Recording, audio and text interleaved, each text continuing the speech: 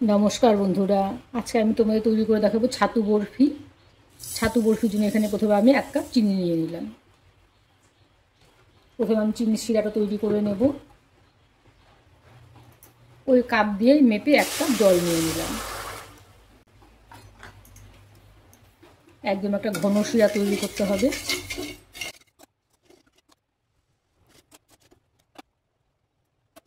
চিনির শিরাটা আমার তৈরি হয়ে গেছে। দেখো একদম আঠালো একটা চিনির শিরা তৈরি করেছি।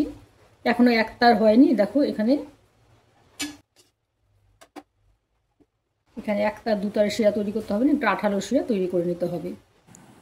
এখানে আমি 1 কাপ ছাতু দিয়ে দিলাম।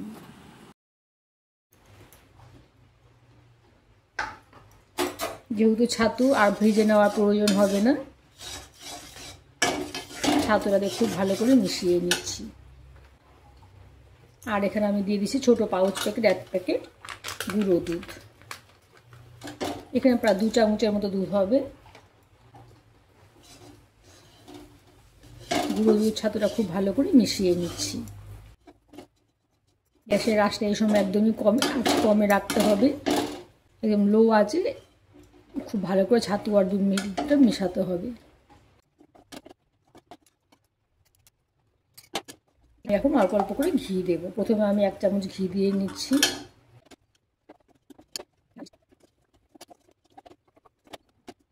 এক কাপ ছাতুতে মোট 3 চামচ ঘি আমার এখানে প্রয়োজন হবে।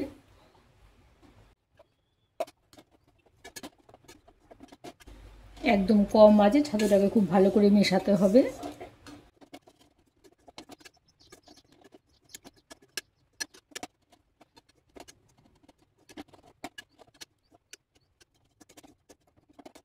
আমি এখানে 3 চামচ ঘি দিলাম। তোমরা চাইলে একটু বেশি ঘিও এখানে ব্যবহার করতে পারো। যত ঘি দেবে ততই স্বাদ আরও বেশি ভালো হবে।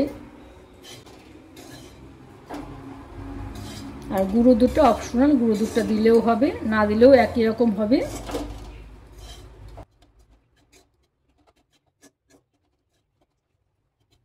ছাতুটা ঘিয়ের সাথে মেশাতে মেশাতে একদম দেখো ঝুরঝুরে হয়ে গেছে।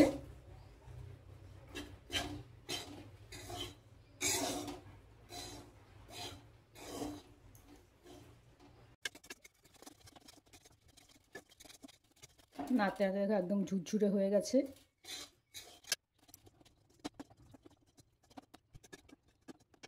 জল আমি ব্যবহার করছি, 2 চামচের মতো জল আমি এখানে দিয়ে দিচ্ছি। খুব বেশি জল এখানে দেওয়া যাবে না।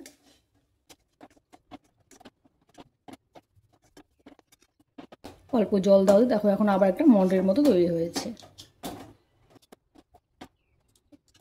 এই পর্যায়ে গ্যাসের চুলাটা আমি বন্ধ করে দিলাম। যে বাটির মধ্যে আমি বরফিটাকে বসাবো সেই বাটির মধ্যে আমি একটু ঘি মেখে নিচ্ছি।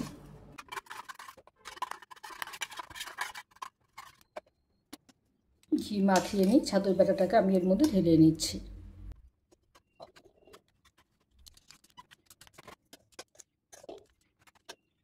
হাত দিয়ে চেপে চেপে ভালো করে বসিয়ে দিতে হবে। হাত দিয়ে চেপে চেপে ছাতু বরফিটাকে আমি বসিয়ে দিলাম।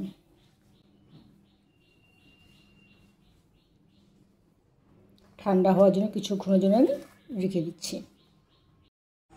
ছাতু বরফিটা আমার দেখো একদম রেডি হয়ে গেছে। আমি তোমাদের কেটে দেখিয়ে দিচ্ছি।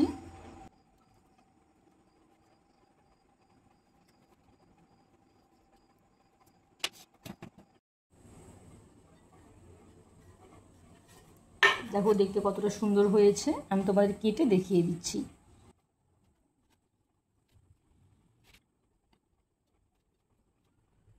দেখো দেখতে কতটা সুন্দর হয়েছে। বেসনের বরফি তোমরা সবাই খেয়েছো, কিন্তু এরকমভাবে ছাতুর বরফি তোমরা তৈরি করে খাবে। খেতেও ভীষণ টেস্টি হবে আর হেলদিও ভীষণই একদম।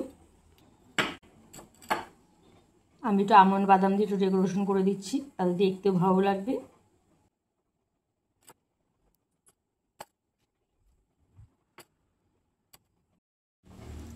আমার রেসিপি তোমাদের কেমন লাগলো জানাবে।